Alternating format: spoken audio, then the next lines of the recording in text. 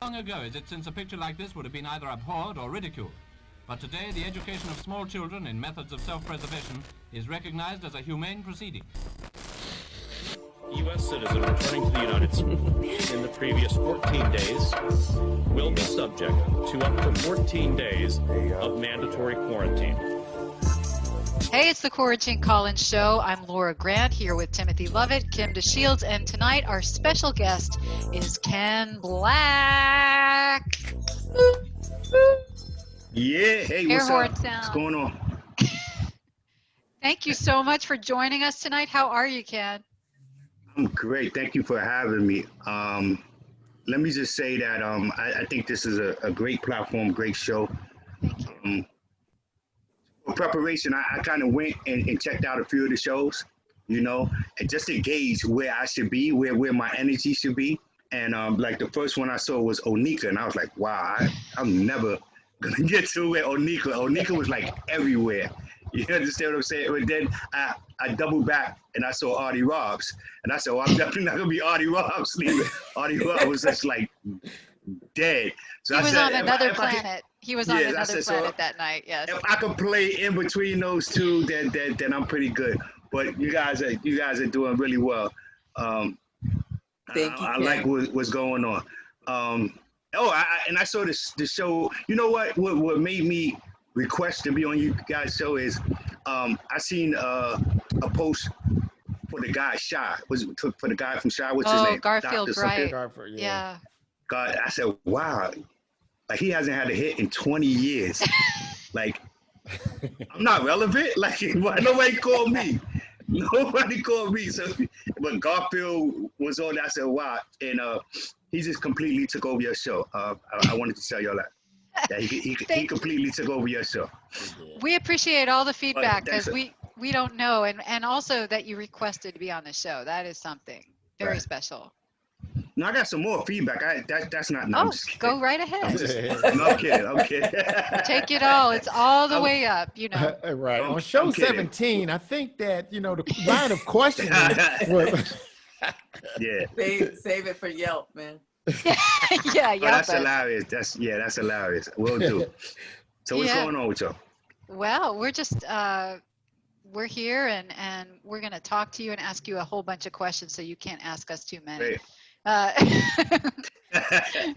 But I've been really intrigued by you, Kenn, and I think we all are so grateful because you're somebody with a very unique and interesting story, and this is one of those shows where sometimes we have a show where we're just discovering somebody or we're talking to somebody who's been around for a long time and we kind of know what they do, but you're special because your journey into comedy was very unique. And this is more of what I consider to be the inspiring show. This is the show that makes you get all the things inside. Not to put it up too high for you and make you anxious, but I think as you talk about your life, it's just going to come right through. You inspire me. Okay. Yeah, Wow. Thank you. So can we get started with how you grew up? I want to hear you're a Harlem man, so I want to hear all about it. All right. So Wait. grew up in go ahead, I'm sorry. There's like a little bit of a muffly something. Yeah. Maybe we can correct that. Maybe maybe it might be on my end. My oscillating fan. Okay. Yeah, that's way better. Okay. Yeah. Thanks, Kim. Oh, no. Kim is doing sound. She's doing comedy. Wow, Kim is good. Wow. Say, wait, sound. I thought I was on a movie set. So I grew up, like you said, I grew up in Harlem. I grew up in Spanish Harlem. I grew up in the 70s and the 80s. Single mother, 7 kids in a 1-bedroom apartment, if you could believe that. Initially, it was seven kids in a 1-bedroom apartment initially, in a housing project in New York City, a New York City housing project in the 70s, 80s, and 90s. And it's like one of them cliche things. Like I really never knew we were struggling. Right. She provided everything. Never really knew that we were struggling. She provided. All my siblings, we got like the closest bond. We were taught it's you got each other. If you don't have anything else in this world, you got each other. So I got 6 siblings. so yeah, I kind of grew up in the coming of age was in the late 70s. Late 70s. I turned a teenager in the late 70s. And I became like a product of my environment. I like start dabbing into like selling drugs, selling weed, not drugs, selling weed, like selling these what they call loose joints. Now they sell quarter ounces and all that stuff there, but we were selling loose joints for $1. Wow. So yes, I like kind of dabbled in selling loose joints. I wasn't a bad kid in school. I did a lot of performing arts in school. Actually, I did a lot of performing. I hosted a lot of the talent shows. I did it. I did the school plays. I was in a house band. I played the organ for one song. The synthesizer. You one said song. you pretended, right? You pretended for the rest of the time. Well, it was only 3 keys. It was only 3 keys. It was Rockery Park. Do you remember that song, Rockery Park? Doing it in the park, doing it after dark. Oh yeah, Rockery Park. You remember that song? Yeah. Right, so the whole organ is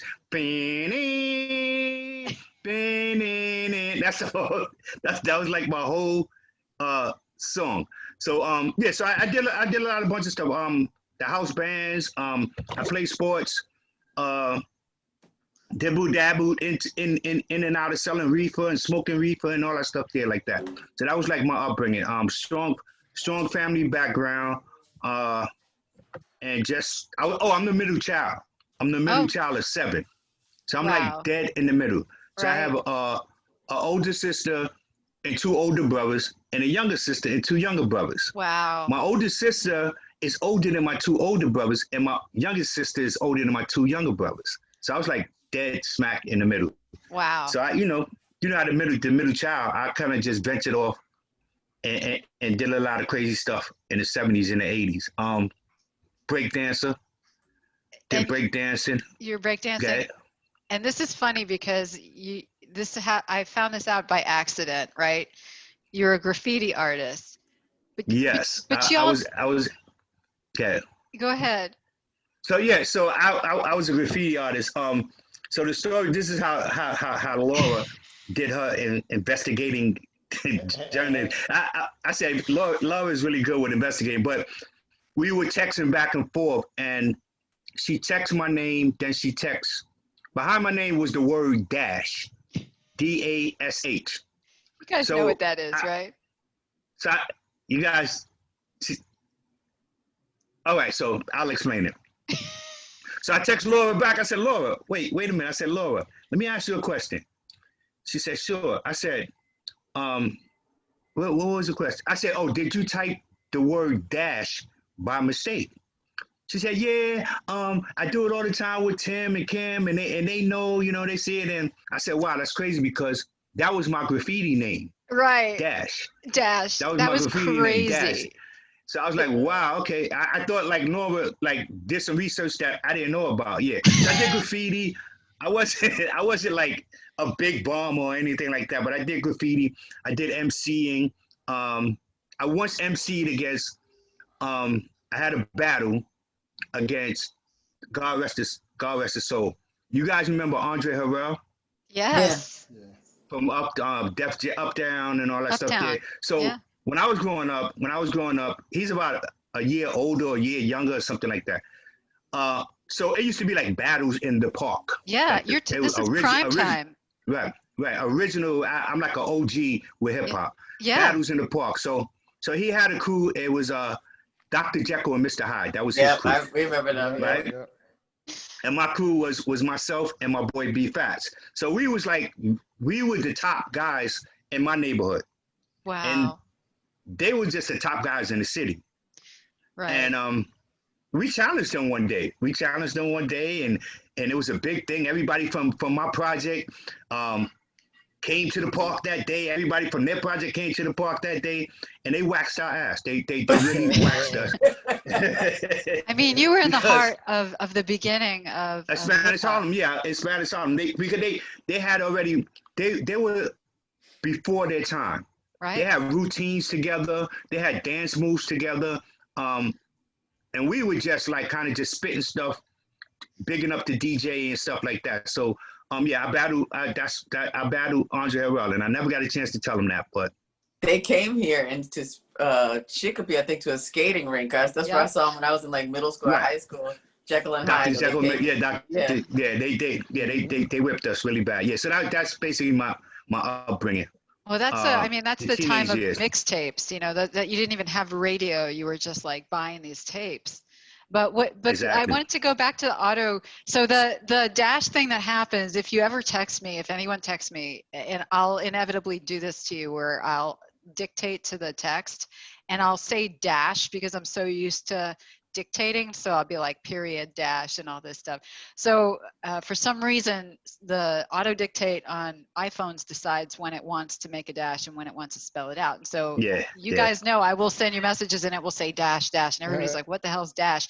But this was the best mistake because it made Ken think I was smarter than I really am, because I could never do that kind of research. And it was with a capital D.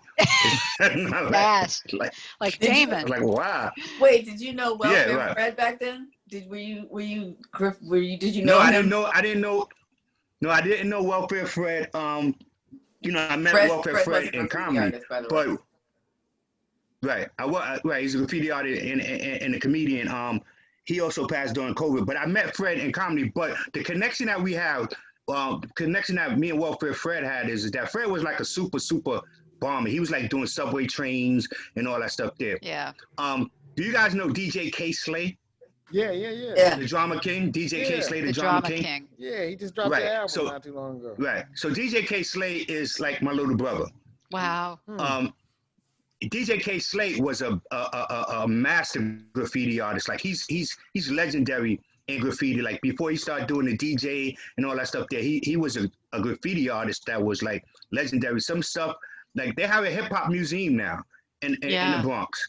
Wow. They're opening up a hip hop museum, and some of his stuff is going to be in the museum. So that was my connection. DJ K Slate and Welfare Fred, they bombed together. They did the graffiti stuff together. That's amazing. R.I.P. Fred. Yeah. Rest in peace, Fred. But so you have this whole life, and you end up going on and getting. Do you want to say it takes you? It's 30 years ago almost, right? We're talking about 30 years ago now. So that makes it the 80s. The 80s, I right? So think about it. The 80s. 30 years ago. Yeah. So the late 80s, like I was saying. So in the late 80s. I'm 56 years old, so in the late 80s, I got caught up in the environment. I started selling more stuff other than weed. So I started selling cocaine. It was just like survival, the stuff that we did. You know, I know some big time drug dealers that went to jail and came home and all that stuff there. So in that process, I broke like Biggie Smalls' third rule: never get high on your own supply. It's something like that. Like I kind of broke it, and I smoked crack one time for 7 years. Right.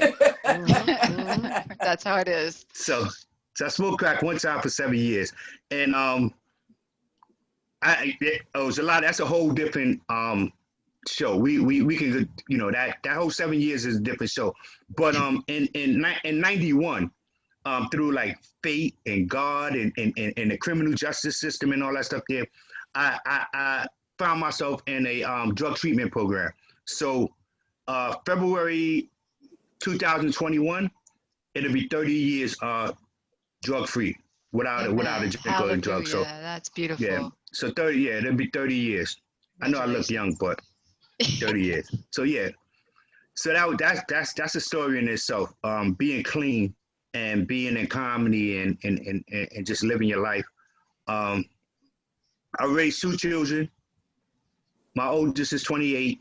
The youngest is 25. I became a single father when my son was a year old. Wow. My son was a year old. I became a single father. So I raised my son until he was 8 years old. My son and my daughter, she visited and stuff like that. So I was a single parent working, doing comedy from 1996 until he was like 8 years old. And not just So anywhere, New York, you're doing comedy. in New York which City, is, and that's right, doing comedy in New York. A single father with a daytime job, a full daytime job. Always worked. Yeah, so yeah, I did that. I did single fatherhood, um, and being drug free, and doing comedy and going to work and all that stuff there. and I know Yeah. that your work, you didn't just pick any job. You've picked a job that continues to give the gift of recovery. And Yeah. right, Right. and So my title now, right? So I've been in the field for 25 years. I've been in the field. So my title now is an addiction specialist. Right. And I work at the New York City Department of Corrections, the infamous Rikers Island. Right. So yes, I'm a substance abuse counselor at Rikers Island, and I've been doing that for 20 years. It's just Actually, amazing. on my clean date, February 28th is the day that I started that job. Wow. So every year that I'm clean, going forward from 20 years ago, every year that I'm clean is another year at that job. That's And amazing. let me just please add that in the comedy environment, it is uber hard to stay clean because there are drugs and alcohol all over the place. Every club. And so, yeah, so that is like, that's impressive. Like, it really is. For me, what it's like when I knew that I was going to stop and I wasn't going to stop. I had been clean for some time before I started doing comedy. Yeah. One of the things that I did like early on in recovery is I would go back to my old neighborhood, and in my old neighborhood they didn't stop because I stopped. You know, the world didn't stop. They still was doing selling drugs, shooting people, and all that stuff there, so on and so forth. And I would go back to my old neighborhood, and when I go back to my old neighborhood, I would stay in the house, like out of fear. I would stay in the house, like I just didn't want to get caught up. And like eventually, I was like, what am I like? Why am I like? I'm in a program, right? I'm doing visits. I'm in a program, and on my visit, when I come home, why am I staying in the house? You know, so I eventually I ventured out, but for me, it's just that it's not something that interests me. You know, it's like a regular person is not gonna just like none of you guys are interested in heroin, right? Like that it hasn't piqued your interest. like not one time in your life, you know, you said, you know what, I want to try heroin. Well, there's times, so it's just right? something. It's just something that I choose not to do. It you know, it's not tough. But I've seen a lot of my peers in comedy. Fall to drugs. You know, they start out and what I mean by that is that just doing what the crowd do, just following what the crowd do. Like they, you know, I've seen somebody who started out comedy, never got high or anything like that, and they like the biggest weed smokers now. Right. You know, I'm like, where did that come from? You know, so and I just never wanted anything outside of my to remain nameless. I just didn't want anything outside of me. Right. To dictate my comedy. It just wasn't. And if I'm corny, if I'm not funny, so at least I wasn't funny sober. Sober, right. And you know what I mean? And really being really funny and I'm high. And then once that wears off, like, you know, so yeah, it doesn't bother me at all. You can drink around me, you can smoke around me. It just doesn't bother me, right, Kim? It's true. I feel that same way about Kim too. I'm like, you know, it just don't interest me. When I don't smoke anymore. Okay. Okay. I'm not gonna say anything. Yeah. I've heard that story It's been before. 2 months. Thank you. Wait a minute. When lightning strikes, it can't go through Wi-Fi, right? I've heard Should that I just story start before. quietly praying right now? Yeah, I mean, when I think about the time, especially like you were in the capital of access to drug use in the 80s and 90s, cocaine was everywhere also. And Yes, yeah. And I just think, first of all, I don't know where you got, maybe it is through your recovery, you got this sort of sense of yourself that you were able to not only just go into recovery and do the work every day and keep yourself sober, but then to take on comedy. Can you tell us a story about when you started comedy? What made you decide? Because I love this. Sure. I love this story. So I was really young in recovery, and I knew, my peers. So I went to a treatment program, and we had all completed the program, and we moved out, and they was doing, they would celebrate their birthday or do clean and sober parties and so on and so forth like that. So I went to a party one night by myself. Went to one of the parties. All the people that I knew, they were all clean and all that stuff. And I seen someone doing comedy. One of my peers doing comedy. Somebody that I knew. Miles Green. I know Kenn may know Miles. Miles Green. So it amazed me. I was like, oh wow, Miles is doing a set in front of people, and I was like, wow. And I had always loved comedy. I'm from the old vinyl record, the Richard Pryor records. I had a friend that was his family was Jehovah's Witnesses, right? But he had the albums in the bedroom, and we would go up there and we would play the Richard Pryor, Red Fox, Dolomite, and all that stuff there. So I've always loved comedy. The Eddie Murphy special, Raw, Delirious. Delirious. So I love comedy. Never thought that I would do it. So I seen Miles doing it, and then the next day I went back to work. Over the weekend, I went back to work, and I told my coworker, I said, "Yo, Mike, I see Miles doing comedy, and that it seems dope. I think I could do that. I think I can do that." And lo and behold, Mike had already been doing comedy years before. Mike was doing bringer shows at Stand Up New York, so he had an inside at Stand Up New York at the time. My man Mike Munez. So he said, "Oh, you think you could do it?" He said, "I bet you $5. $5. I started doing comedy on a $5 bet." He said, "I bet you $5 you couldn't do it." I said, "It's a bet." So he went, and we went to Stand Up New York. We got the date. They gave flyers. We had to do our own little flyers. Sat in the office. This is funny, and he says, "You got to come up with a name." And I'm like, "I have a name." He's like, No. That name is not gonna. So I said, "Kenn." He said, "No, you got." Now Mike he's Hispanic. He says, "How about Kenn Black?" I said, "All right, that sounds cool. All right, Kenn Black." So Latino. so I did. So I saw. I did.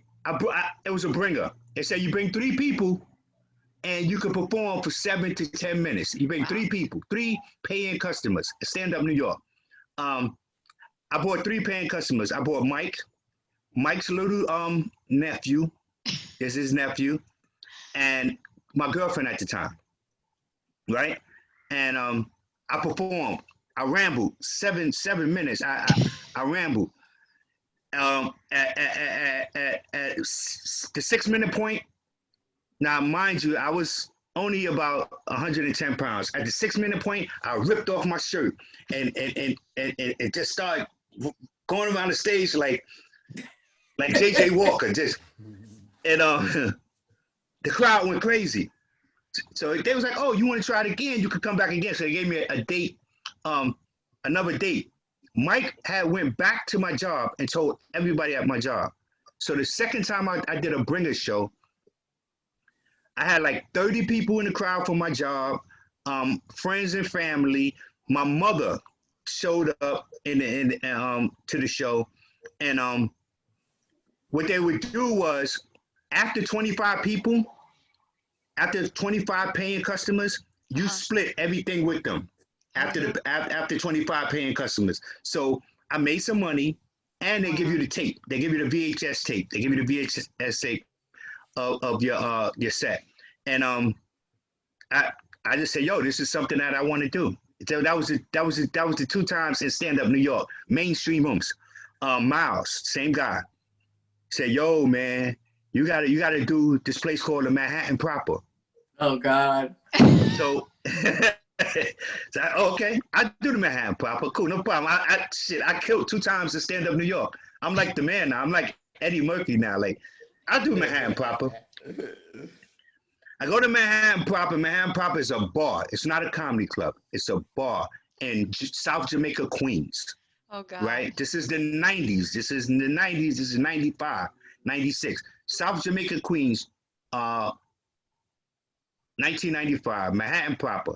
So I go and I meet the host, Rudy Rush. Rudy Rush is the host. Rudy Rush, he ended up hosting Showtime at the Apollo, Snaps, and now he does a radio show down in Houston, Texas.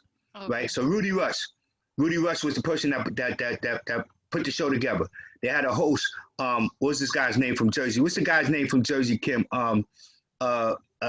Tina Graham's boy from Jersey. Anyway, no, tall guy that snaps on everybody.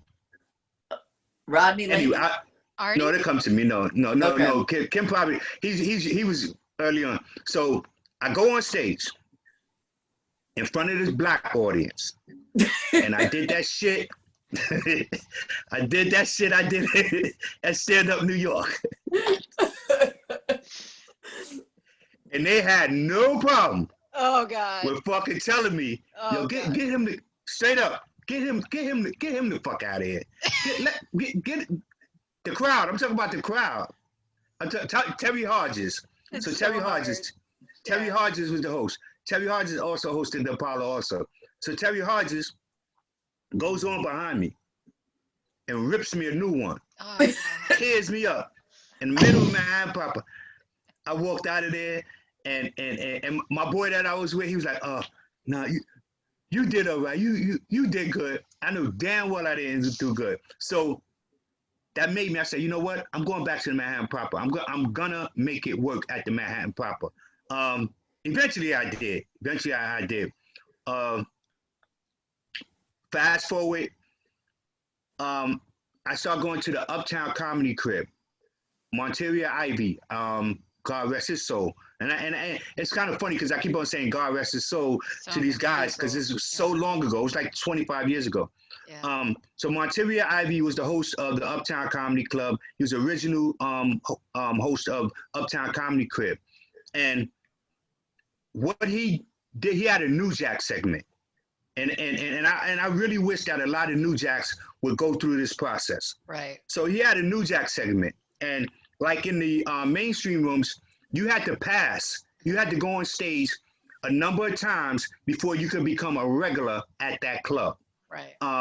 They don't do that no more. New Jacks got HBO specials and all this stuff there. And when they come in the door, they already got an album out and all this stuff there. So the thing with the New Jack circuit at the Monteria Ivies was you go on stage for 2 minutes. Tim, you do comedy, right? Yeah. 2 minutes is not a long time. No. Kim, you do comedy, and Laura, you just start doing. You had to go on stage in 2 minutes, and you had to make that crowd laugh in 2 minutes. And then once you finish your 2 minutes, Monteria Ivy would come up. He come up with his co-host, Pretty Mercedes, and Mercedes is pretty, and Monteria's here. He's the snap king, and he says, "Can he come back?"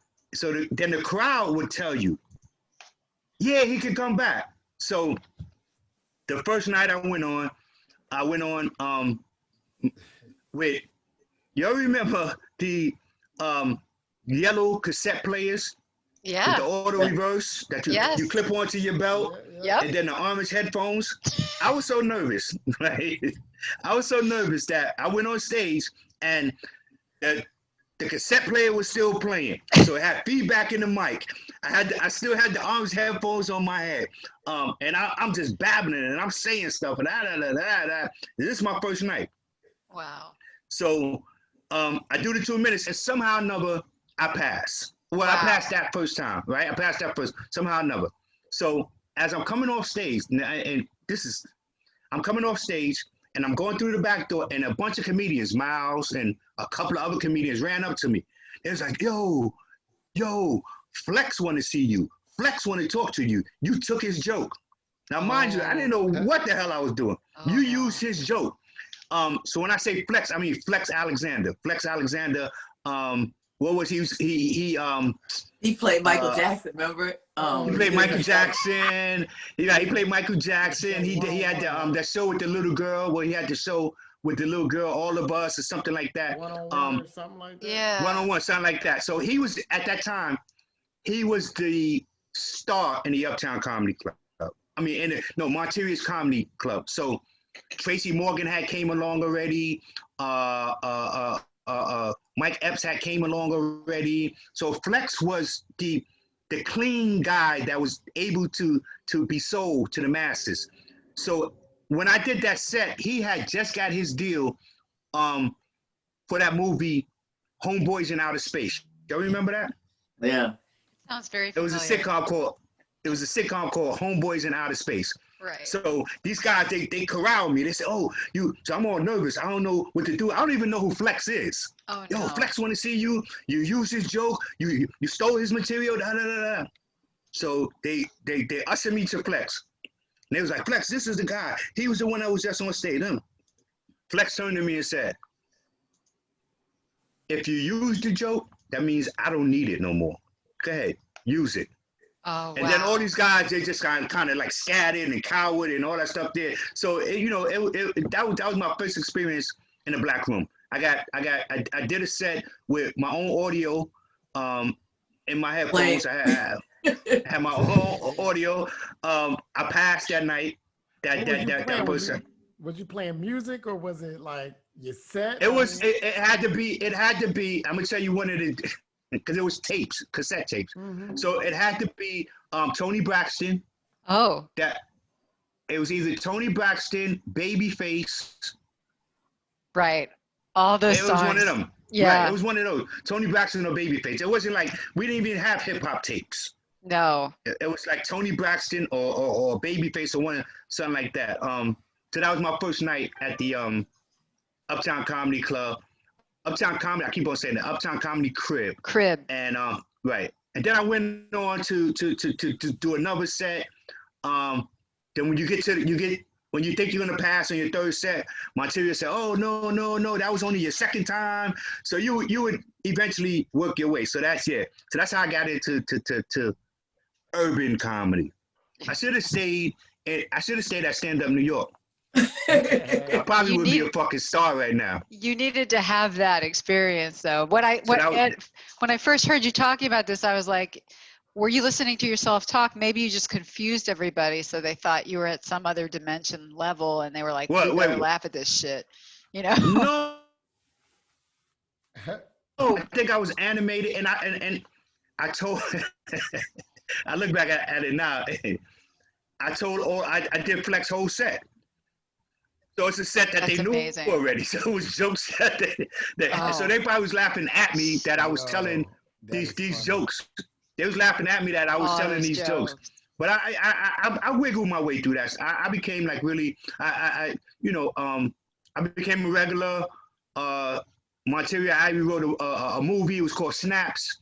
I had a part in the movie called Snaps, but it was never produced or filmed or anything like that. So I made my way. I mean, you've done great, and it's just funny because I'm listening and what I'm hearing is like challenges. Like, first of all, who's the guy that says I could do that? I'm going to do it. First of all, anyway. Yeah, but then to do and sober, right? So, but then somebody challenges you and says I'm going to. Yeah. You can't do it, and so it's almost like you are motivated by that and prove everybody wrong all the time.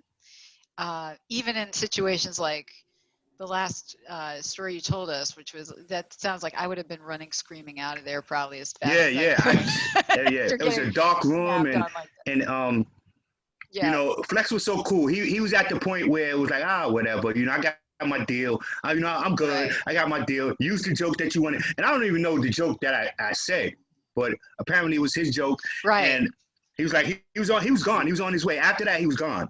It was UPN 9. That's when UPN 9 became the face of black sitcoms. And I got the Homeboys from Outer Space, and that flopped. Then he got one-on-one, and then he got the Michael Jackson story, and he married Shanice. Right, he married Shanice. Right, he married Shanice, and he's doing whatever he does now. But yeah, that was my first experience in a black club. Now wow. So this is the halftime on the show. I'm sorry. Go ahead. Do what you're doing.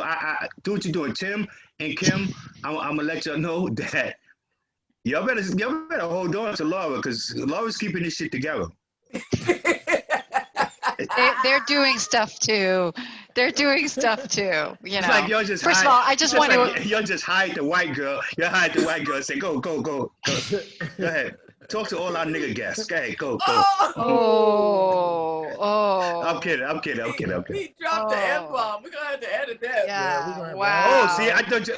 All right. Okay. So that's more than a curse. It's gonna be like, you know, yeah. Go ahead. Talk to all our funny guests. Okay. You like edit that. But wait, so you know what's really interesting though, just I wanted to just share this about Ken, is that to hear him, you know, having gone through all that to get to this point, he is exceptional at observational comedy and riffing, if what people like to call it. Like, he is so good at that shit, which is really hard to do. While it looks very easy, but you go on a stage and just, you know, talk about what you see, and it's not prepared, and you know, you snapping on this guy, and you know, none of that shit is prepared. That he is very good at that, like at a very high level. So wow, I appreciate it. I definitely appreciate it. The writing wasn't working. The writing doesn't work for me. The writing jokes and writing material, it just never. I mean, it worked for me earlier on, but now I'm to the point where it's just about having fun for me, because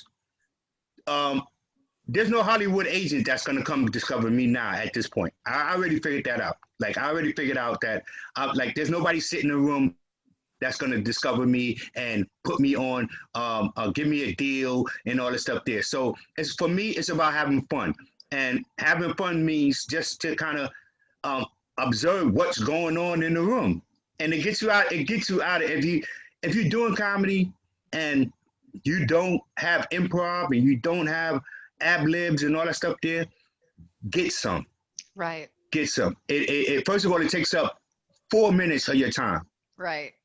So if you got to do a 7-minute set and you only got 3 minutes of jokes, 4 minutes could be on the owner, the chicken, the people in, you know, the people with you know, that's loud and all that stuff there. So yeah, so I improv because the writing stuff and all that, that's just not what I do. Right.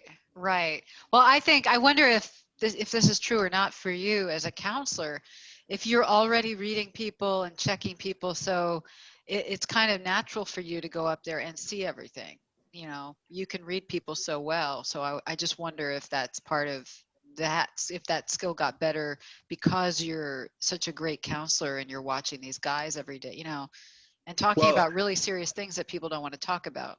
So I totally separated, to be totally honest. I totally separated. But and Kim was part of these classes too.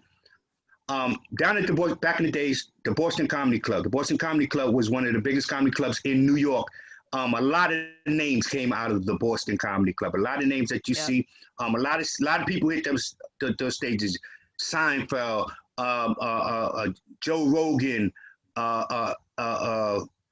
Chris Rock, Dave Chappelle, Mike Epps hit the Boston Comedy Club. So talent out of Yonkers, New York, used to do a comedy class on Sundays.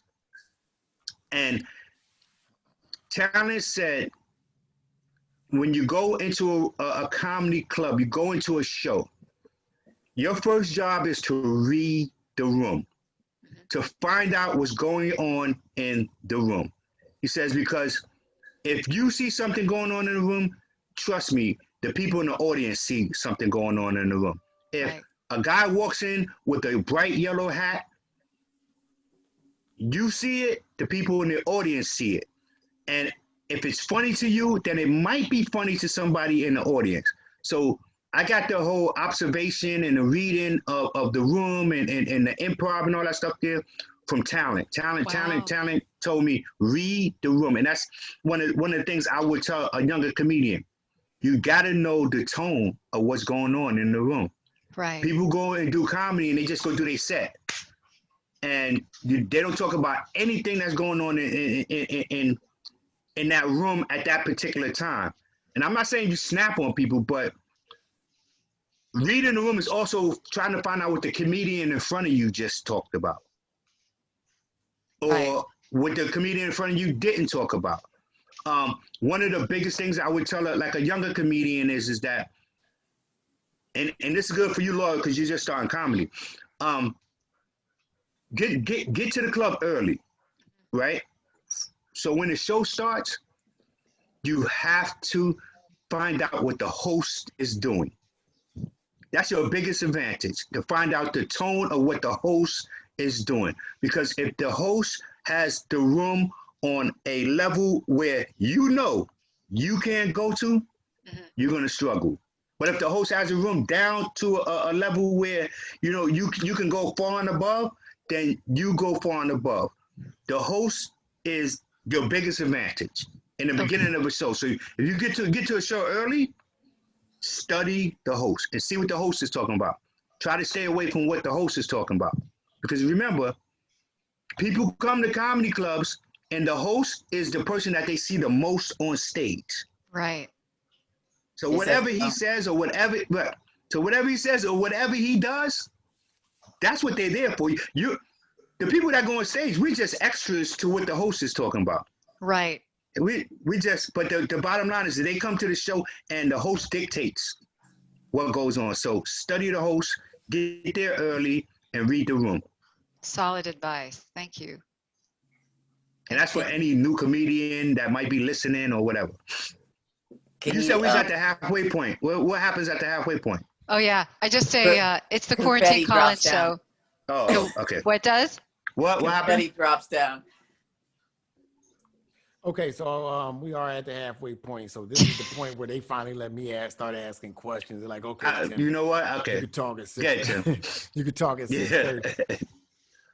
First of all, I gotta say one thing I noticed that you mastered besides comedy is mastering the sweater over the button-up shirt. You know what I'm saying? And this is why we let him ask at the second half of the show.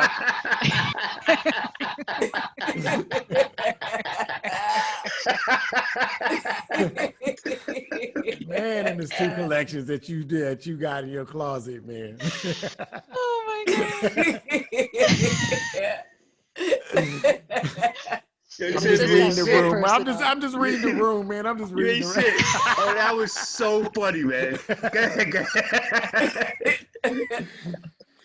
But but no, your comedy, like funny. Kim was saying, your comedy is your observational comedy is Oh, good. my What God. you just said was a gem. Do you remember? Oh, You remember when we went to? So I went to Slade's with Ken the first time, right? And he was like, yeah, man. It was like like that. It was like, you go to a black room, like, oh, I'm doing all right. I got this lick. You go to a black room and they like, get this dude off. But it's important, like what you said about the host, because before I went on, the host, was like, well, Willa Mae just had a fire in her house. Let's pray. Let's pray. She ain't gonna make it happen to one of y'all. We're gonna take up a collection. Now, ready for your first comedian. Oh, God. No, We gonna pray. It's a tragedy. They lost everything. Album, children pictures. Cha-cha slide. Now we're gonna bring up a new jack. I'm like, I just lied. Oh my God, Tim. Okay. Go ahead. Wait, give me a minute. Tim. Go ahead. but That is so true. That is so true. Go ahead, Tim. Go ahead. Ask your question, Tim. No, but I was just making a comment. What you did next Like you did. You just brought the room back. And then you said, oh y'all ain't going to treat me like y'all treated that first comedian. And you just, and it was just, yeah. So I just wanted to make that comment that, to have that confidence, you know what I'm saying, to step in. Because when some people bomb in front of me, I'm like, oh man, what am I going to have to do to win these people? They ain't like him. They ain't like, this person. I'm like, okay, so what am I gonna have to do? And it's like, I've seen you do that a couple times. So just that confidence. I seen you murder at a funeral. Like where do you get that type of confidence that? What funeral I murdered at? At my mom, right? Yeah.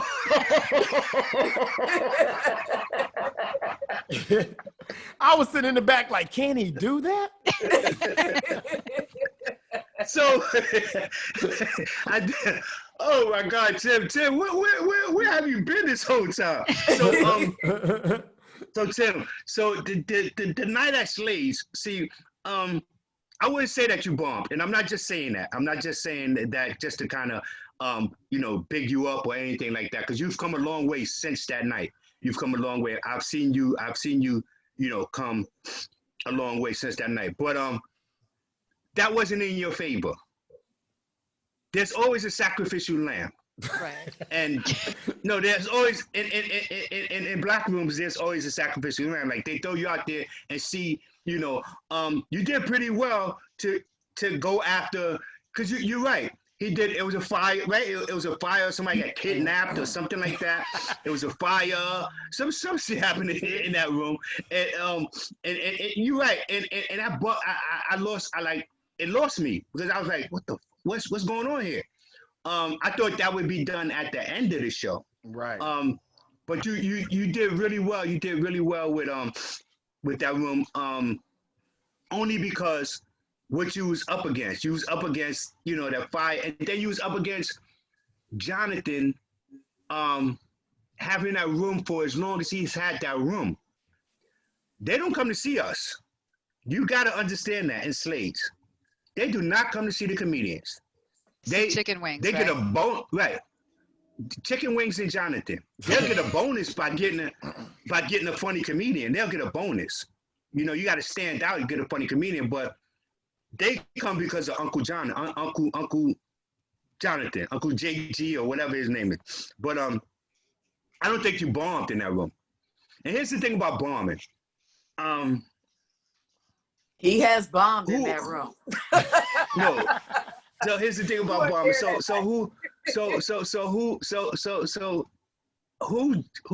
Who dictates a bomb?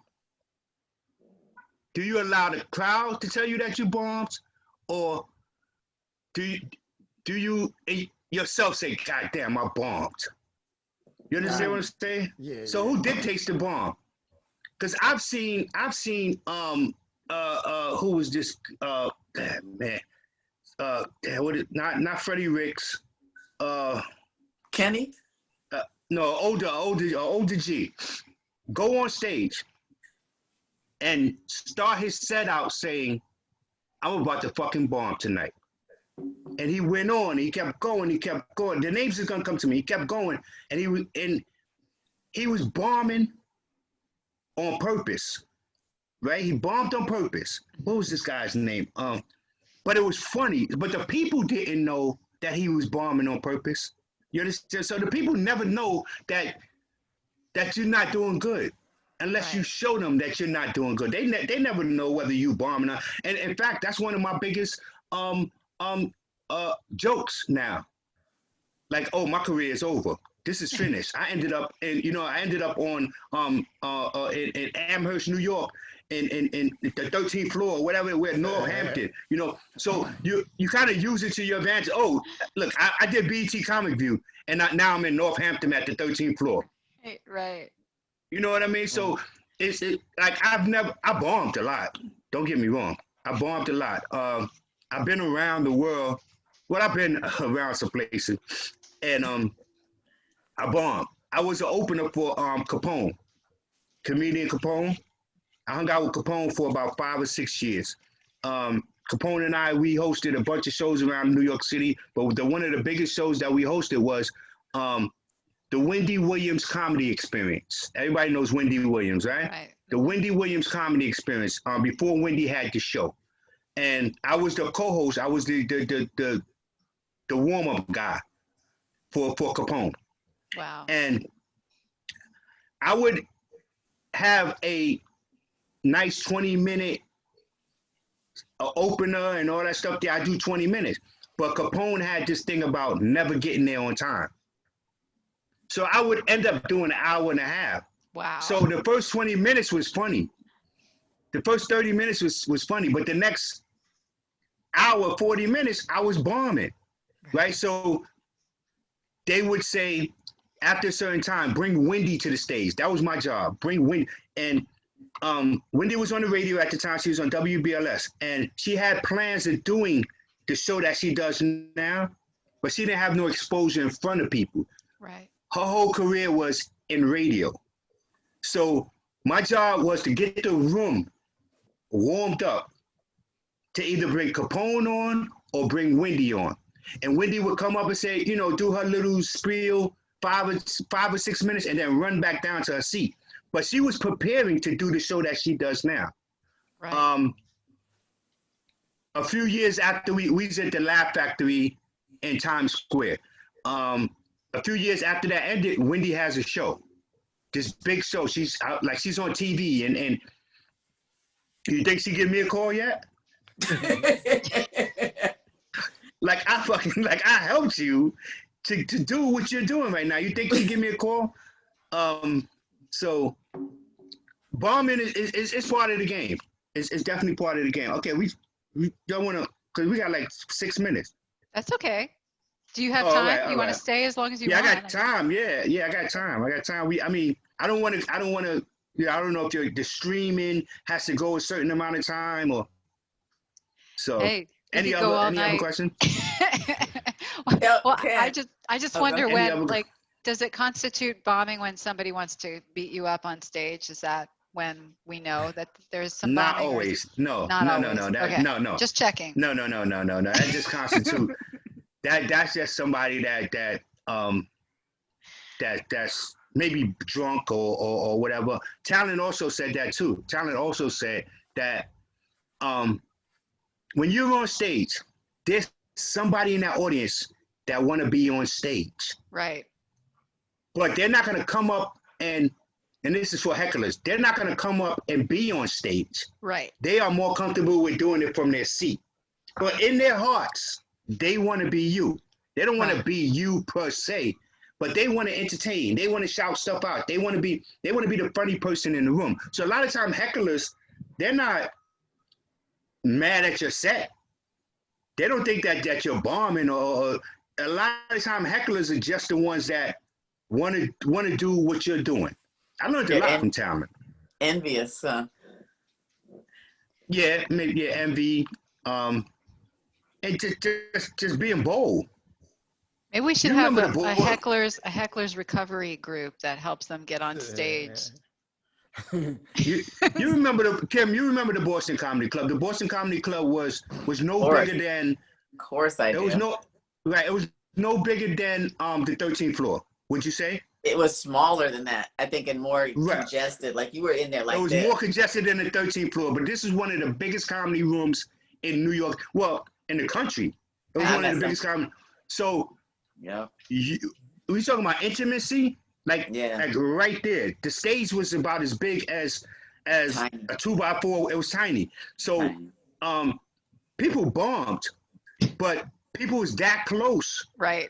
That they can heckle you because they're that close. They see what you're thinking. They used to see what you're thinking. It didn't even got to come out your mouth. They already know. So hecklers and stuff like that and bombing, this is part of the game. Just have fun with it. I'm not saying go up there and just don't do anything, but don't be so crucial on yourself when it doesn't work out. Good advice. Because that same crowd is not going to be there at your next show. True. You know? So, all right. Do you want to, before you go, do you want to share a road story? Because road stories are very funny and interesting. Is there one that sticks out? that sticks out in particular to you? Because we've been on the road together too. Yeah. She's gonna pull one out on you if you don't say it. I don't know if Kim and I had any. But if we did, tell it if we did. But I don't know if Kim and I had any funny road stories. But we have been on the road. Oh yeah. I know one road story with you. God rest his soul. With Silas. That was a pretty funny one. Oh gosh. But, tell another one. So no, I'm not gonna tell that story. I'll let you tell that one. So I was really young. I was about 3 years into comedy, 3 or 4 years into comedy, maybe. And I was always solo, independent solo. I would roll by myself. So there was a club in Brooklyn called Poke Knockers, and Poke Knockers was this club. Darnell Rawlings from the Chappelle Show, The Wire, and all that stuff there. Darnell Rawlings, right? He was the host. Darnell Rawlings was the host. So Poke Knockers was the room that you go to get your street cred. Like if you can do Poke Knockers, and there were certain rooms. If you could do Poke Knockers, if you could do Bronx BBQs, Mochas. you could do Mochas, you could do the Boston, you would get your street stripes, so, and also from Poke Knockers, there was a Freddie Ricks had a run to Pittsburgh. He had a show in Pittsburgh that you go down to. So I did Poke Knockers several times, and they was like, oh, you know what, you could do it. So it was this Jamaican promoter, right? And what he would do was he would get this cargo van, or a passenger van. He would get a passenger van, and he would load the comedians up in the passenger van and drive from New York to Pittsburgh overnight, right? And his driver he was a Jamaican promoter, and his driver was a Rasta Jamaican, like I couldn't even understand his English type of Jamaican, like, and he had a girlfriend that was like patois. So, and this might not be all that funny, but it's the rule. It might not be all that funny. So it was myself, Poetic Justice, very funny comedian, JP Justice, at the time he was Jameek, and Mike Yard. Mike Yard were from Mike Yard, what shows did he do? He was on what show was he on? He was on that the English dude show. What's the English dude name? I can't think of Billy Connolly? No, the English, the dude from England. Yeah, I can't think of his name. The black dude from England. Anyway. That was Mike. Yeah. Mike's credits. Mike was funny. So we load up. So you in the passenger van, Larry Wilmore, that seat in the back, it's not separate, it's a long seat in the back. Just one long seat in the back, right? So I get my stupid ass there early. I put my stuff on the van. Nobody's there. I crawl up and go in the back seat. Not knowing this is a road trip, not knowing. So Mike Yard comes to the van and say, yo, rookie, what are you doing? Yeah. You don't get that seat. So he moves me up to the seat with the armrest that, there's no comfort. I'm right behind the driver and an armrest like that. So I got played. I was the rookie. So as we're driving from New York to Pittsburgh, in the middle of the night, 2, 3 o'clock in the morning, this Bumbo Rasta Club driver is doing 7,000 miles an hour, right? We're the bumps. Right. So we got 4 comedians in the back. His girlfriend don't speak English or whatever. They speak patois or whatever. And we flying down the highway. He must have been, we flying. So we all sleep. So next thing we know, we slow down. The lights, sirens is behind us. We're getting pulled over. Oh, God. Right? Oh, God. So this dude, he pulls over, but he doesn't pull over. He's like still halfway in the road.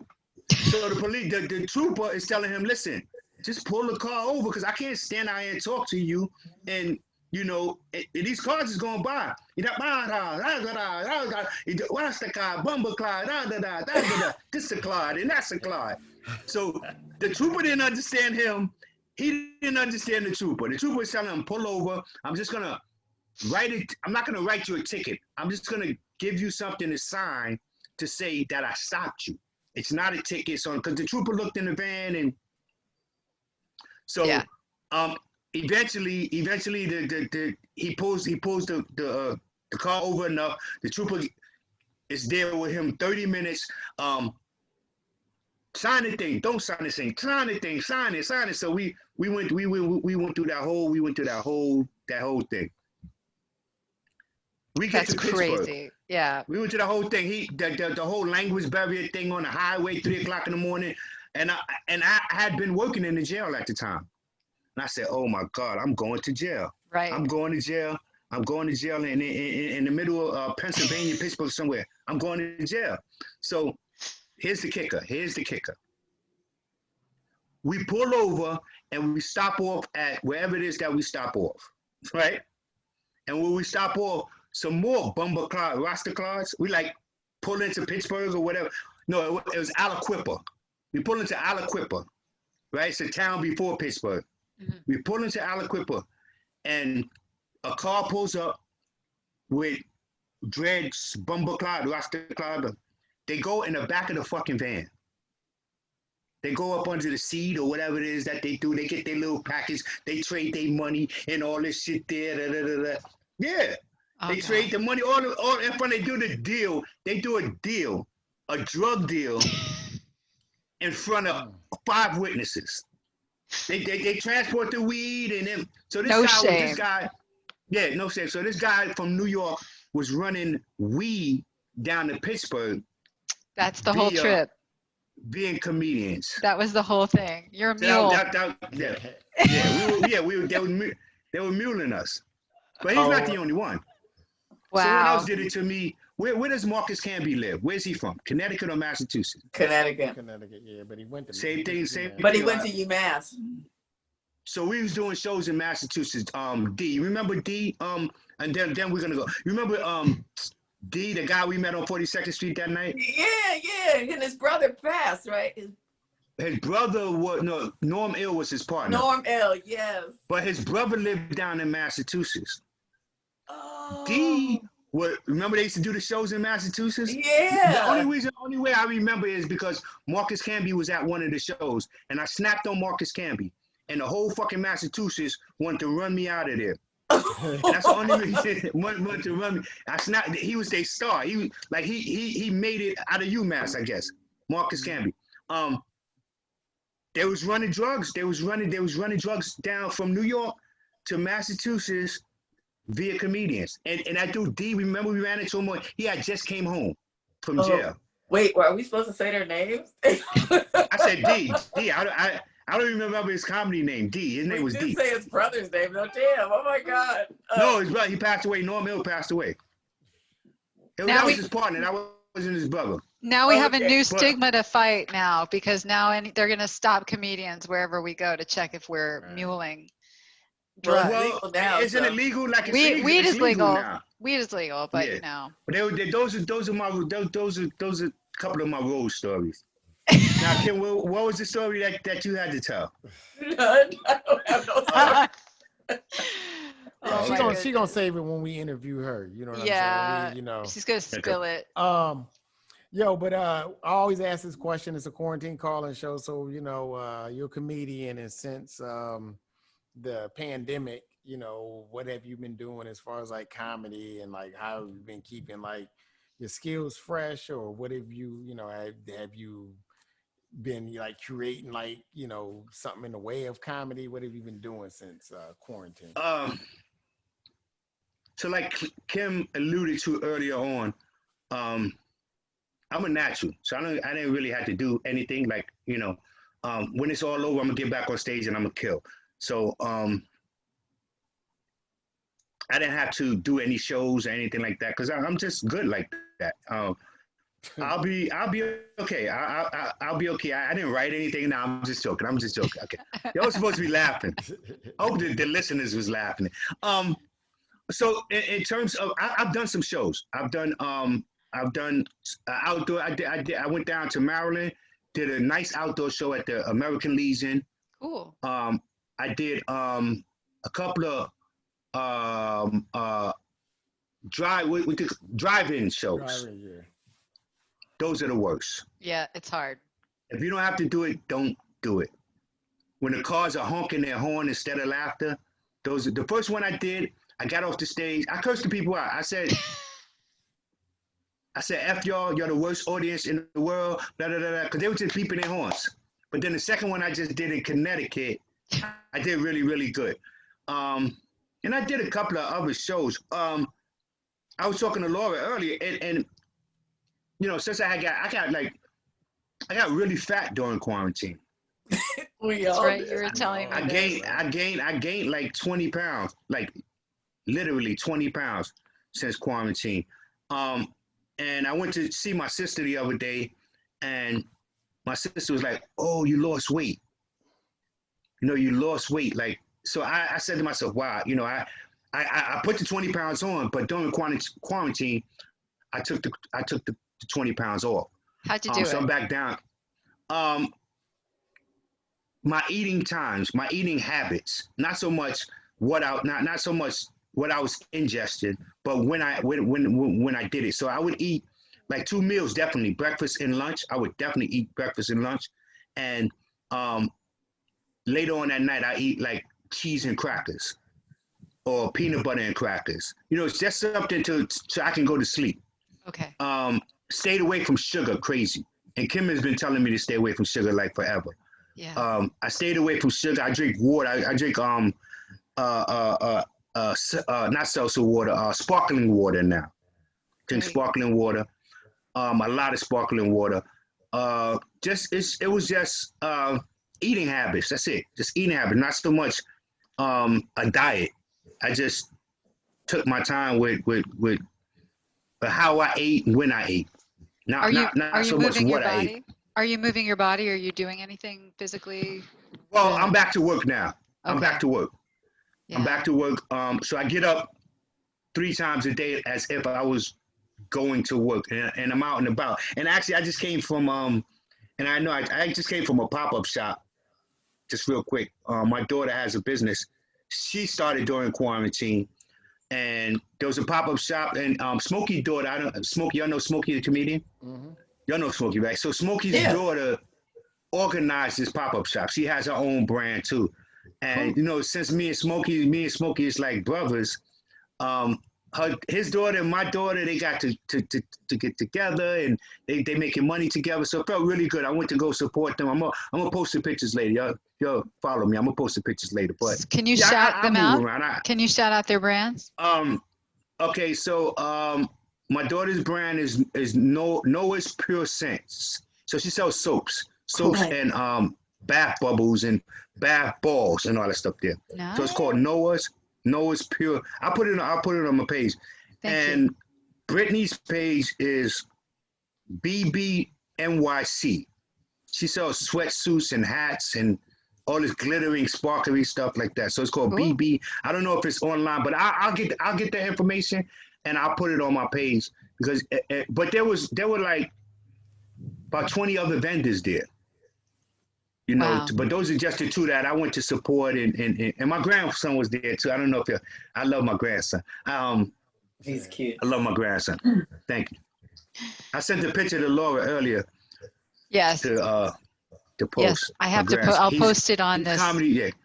I will. He's an official comedy as a weapon representative. That's right. He's got the shirt. It's so funny because Tim gave me that shirt.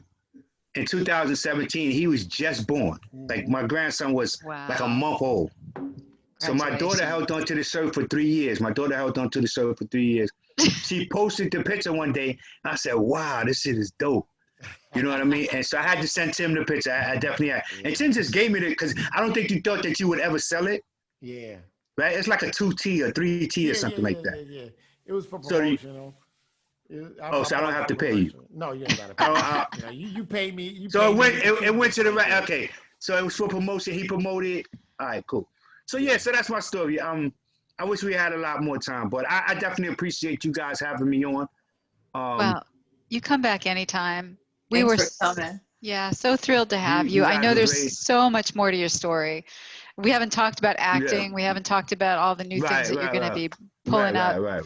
But soon, like when you finish up, I know you're working on something for a short film, and we should definitely promote that. I'm working on a short film, and it's called Sunday in the Pope. So I wrote 5 scenes and got writer's block, right? So 5 scenes and I got writer's block.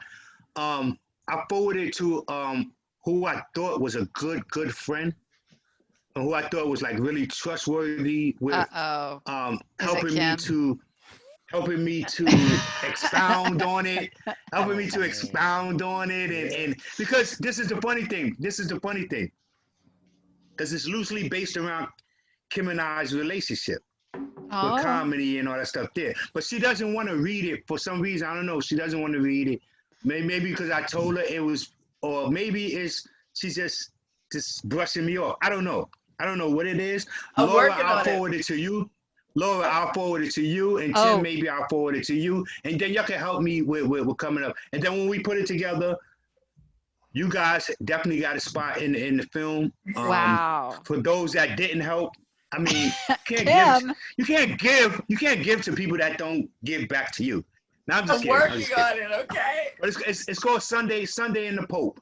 Sunday in the Pope. Well, I can't wait. We'll send it to us. Yeah, we need some screen credit, so I definitely feel like we should get some work, Kim. It's called Sunday I just want to Pope. be like man number 3. That's it. That's what I don't want. Nothing. I can't commit to more than nothing. That just some place in the back. So here's the thing. So here's the thing. So this is one of the reasons why I sent it to Kim, because in my head I only got 4 characters, right? So if I do forward it to you, you can write yourself in it.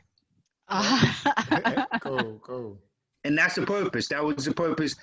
Kim can kind of expound on. But so far there's more than 4 characters.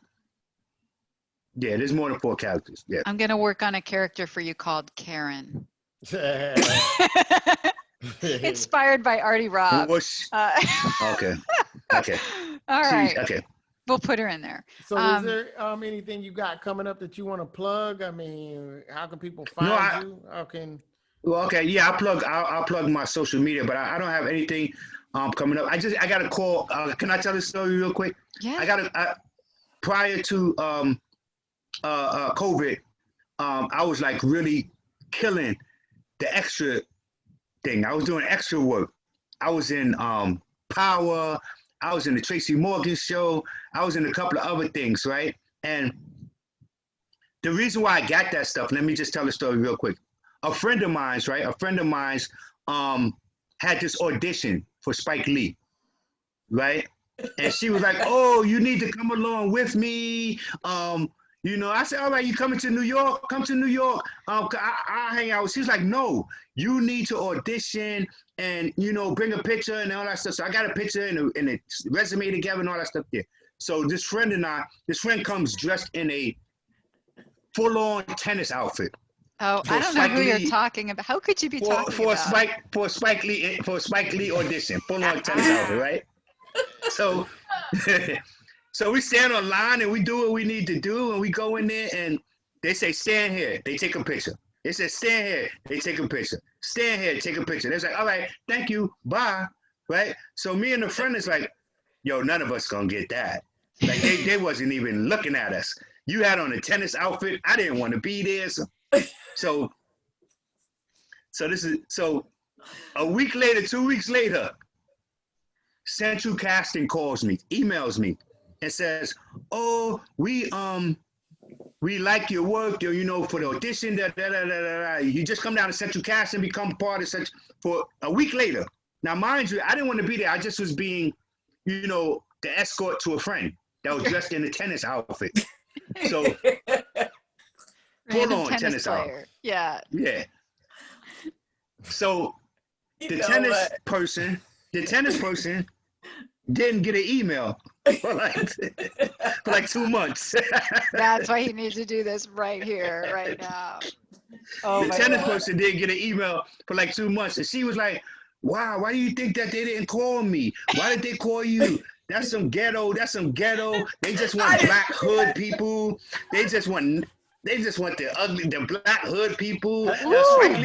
Spike Lee is this and Spike Lee is that. And then like the next day she gets an email from Central Casting telling her that we like you. That's what's So up. I've been doing I can't wait to get back to my extra work. Yeah. I'm looking forward to that. I like how you call it background acting. I like that better than the extra work. I called it extra work, but you said background acting. No, and I think that's because better.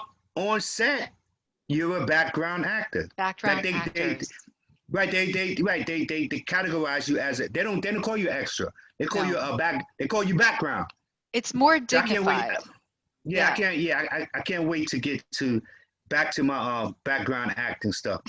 Thanks to my friend that was dressed in the tenant outfit at the Spike Lee audition. You know too much about me. You'll stop it. This is great. Well, do you have any last things that you'd like to say before we say goodnight tonight? Just social media. My social media is Kenn Black. For any of the listeners, it's Kenn Black. It's KENN Black. That's on Instagram and Facebook. I don't really do Twitter, but I do have a Twitter account. So Instagram and Facebook is Kenn Black. KENN Black. Okay. I'm working on my YouTube channel. I'm gonna put some stuff up, but that's it, man. I'm just hoping that we get to this vaccine and some of the clubs open back up and we can all just kind of hang out. I can't wait to come back to Massachusetts. I've always been treated really well in Amherst. The house is gone, but hey, that's what I killed. I killed at the funeral, right? That was a joke. The basement. Yes. The basement. The funeral. Okay. Yeah. All right. That was I didn't. And just on the side really, note, Freddie Ricks killed at Uncle Jimmy Mac's funeral. Let me just be clear. He murdered. Like, I didn't even know you could do that, but he killed. Like. And Rob Stapleton bombed at another funeral. Right. Yeah, I seen somebody bomb at a funeral. That's not a good thing. No. So that's my social. Yeah, that's my social media. Laura, thank you, Laura. Laura, you're really good, Laura. Thank you. I'm glad I seen your picture because your name really, I really thought you was this chick I knew from the hood, Laura Grant. That's a real Shaniqua like shit right there, Laura Grant. Laura Grant. Yeah, I cleaned it up. Yeah. Okay. Thank you. Thank you to everybody who watched tonight. Thank you to Kenn Black, of course, for being here with us. We enjoyed this so much. Thank you that was fun. Yeah, thank you to Deborah Joy, who's been helping us with info as well, all the way around. She's been giving us all the names of the things we can't remember. And thanks to Will Stein, thanks to Kristen, thanks to all of our normal listeners or usual listeners. I wouldn't call them normal. Liz Perry, Emily, Anthony. Carmen and Joe. Yep. Oh yeah. Carmen and Joe, all you guys, thank you for making this your home every Sunday night. We certainly love it. And also anybody, I'm starting to think up like maybe we need to have a game. I'm in recovery too, but you know, if you do drink, to just count every time my dog makes a circle, because I've been noticing her all night, totally distracting me. She's got her Thunder shirt on. We're working really hard to keep her from freaking out, but maybe that's a drinking game for you. How many times does Coco get up and walk around? I don't know. But thank you for tolerating that. Anything else? Do we have any other announcements? No, that's it. Jess, are we announcing what's coming next? You guys are going to do Jess, right? Yes, we're going to do a plug with Jess. We're definitely, so look for the commercial, look for the clip. We're going to start circulating it around. We have a big fundraiser that we're helping Jess Miller out with OMG Comedy. There's a show and they're going to be raising as much money as they possibly can. So consider sponsorship or donation to provide toys to the children who are currently receiving services through CSO, which is local crisis service That's organization here. Yeah, it's a huge undertaking this year. That I heard that there are so many more children needing toys this year for Christmas, or wanting them. And so if you can, look for it on our page and check out OMG Comedy to find out more about how you can be a part of this amazing show. It's a show, it's going to be online, and a lot of our former guests are going to be on it, so I'm real excited. So yay, and welcome to the holiday season, and we're so grateful for everybody who's shown up on this show, all our guests, all the people who support us, who wear our shirts, and we love you. So I think I've said enough, right? Otherwise, I'm just rambling at this point. You are, right, Tim? You are. Yeah. That's enough crowd participation. Dang. No. All right. Well, what can I say? We love you. You guys. Yo, thank you for doing our show. You're the best. Not a problem. You're the best. Oh, real quick, one guy, and I'm gonna put his name in your there's a guy named Joe Hill. Oh yeah. In New York. He's an up and coming comedian. And he's like really blazing like this. He'll be a very interesting conversation. Oh great. I'm gonna recommend that you guys hit him up. Great. Right? Thank you so much. All right, it's the quarantine. I recommend that you guys hit him up. Excellent. All right, it's the Quarantine Call-In Show. We're done for tonight, but join us every Sunday night right here at 6 p.m. Eastern Time for another Hang with the Crew. Thank you so much. Good night, everybody. Good night. Any U.S. citizen returning to the United States will be subject to up to 14 days of mandatory quarantine. We got that vaccine, third eye clean, we Visine. Dancing off the top rope, we Dougie off them high beams. Running hard like track meets, debutantes in back seats. 9 cents for clear P, my piss desperate vibes. Double parks on planet Mars, they surf the net, we surf the stars. Quarantine in Zanzibar, breathing on the masses. Paper like